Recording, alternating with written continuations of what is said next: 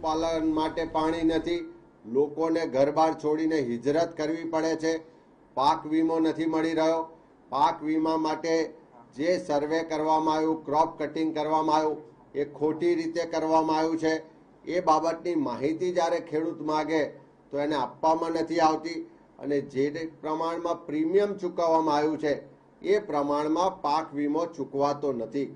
આ તમામ પ્રશ્નોને લઈને ખેડૂતો જ્યારે આજે રાજકોટમાં સરકારને રજૂઆત કરવા ગયા ત્યારે એમને રજૂઆત કરવાની મંજૂરી ના આપવામાં આવે, કોઈ આતંકવાદીઓ આવ્યા હોય એ રીતે પોલીસનો કાફલો ખડકવામાં આવે ત્યારે ખેડૂત પાસે આત્મહત્યા કરવા સિવાય કોઈ રસ્તો નથી બચતો.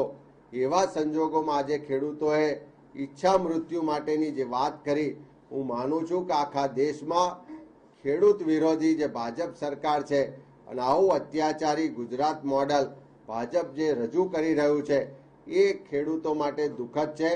ભાજપના સરકારના મંત્રીઓ નીતિનભાઈ જાહેરાત કરે કે ખેડૂતના મૃત્યુ પછી 2 લાખ રૂપિયાની સહાય આપવામાં આવશે, તો શું ગુજરાતના ખેડૂતોએ આર્થિક પાયમાલીમાંથી બહાર આવવા માટે મૃત્યુનો માર્ગ અપનાવવો પડશે?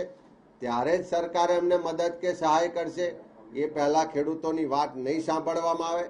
એ વાતને આક્રોશ આજે ગુજરાતના ખેડૂતોએ વ્યક્ત કર્યો છે અને હું માનું છું કે આજે સરકારનું જે વર્તન છે, જે વ્યવહાર છે ખેડૂતો પ્રતિ, એ અંગ્રેજોને પણ શરમાવે એવો આજે વ્યવહાર કરવામાં આવી રહ્યો છે.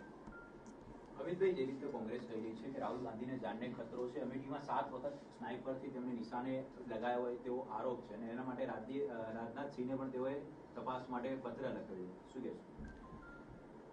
ગાંધી પરિવારે દેશની એકતા અખંડિતતા માટે, આતંકવાદ સામેની લડાઈ માટે વર્ષોથી અનેક એવા નિર્ણયો અને અનેક એવી રાજકીય ભાગીદારી કરી છે કે જેનાથી આજે દેશ એક ને અખંડિત છે. એવા સંજોગોમાં ગાંધી પરિવારના તમામ સભ્યો પર પહેલેથી જ જાનનું જોખમ ખૂબ મોટું રહેલું છે અને આપણે બધાએ આજે પણ યાદ કરીએ છીએ દિવસો કે ઇન્દિરાજીને છાતી પર ગોળીઓથી છલ્લી કરવામાં આવ્યા અને મોતને ભેટવાના દિવસ આવ્યા. એ જ રીતે રાજીવજીએ આતંકવાદ સામેની વાત કરી ત્યારે એમને પણ બોમ્બથી ઉડાવી અને એમને પણ શહીદી વરવાના દિવસ આવ્યા હતા.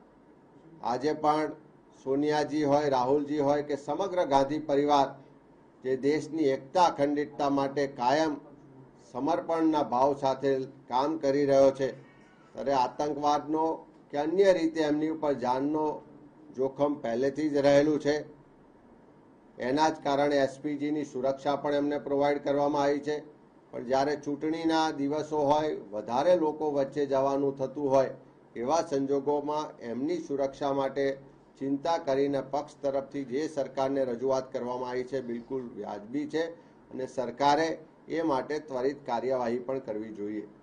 અમિતભાઈ, ગઈકાલની વાત હતી રાજીનામું અલ્પેશ ઠાકોરનું, હજી મળ્યું કે નથી મળ્યું? કોઈ સ્ટેન્ડ લેવાયું કે નથી લેવાયું? હજુ સુધી લેખિત સ્વરૂપનું રાજીનામું મળ્યું નથી અને એ બાબતને એમને ખુલાસો માંગવાની પ્રક્રિયા ચાલી રહી છે. હવે બાકીનો અર્જુન મોઢવાડિયાએ પ્રધાનમંત્રી પર ફરિયાદ કરી છે. ભાજપ એવો આક્ષેપ કરે છે કે અર્જુન મોઢવાડિયા ગુજરાતના મણિશંકર અય્યર છે, જેમને બોલવાનું કશું ભાન નથી પડતું અને સીધા પ્રધાનમંત્રી પર આક્ષેપ કરી રહ્યા છે. તો મારું કેવું કરો? ભારતીય જનતા પાર્ટીના લોકોએ કોંગ્રેસના નેતાઓની ચિંતા કરવાને બદલે એમની પાર્ટીના પ્રમુખ જે ભાષામાં અને જે રીતે જાહેર પ્રવચન કરી રહ્યા છે, ત્યારે એમની પાર્ટીના પ્રમુખ જીતુભાઈ કોણ છે એ પહેલા જણાવવું જોઈએ. કોંગ્રેસના નેતાઓની ચિંતા કરવાની જરૂરિયાત એમને નથી. Thank you.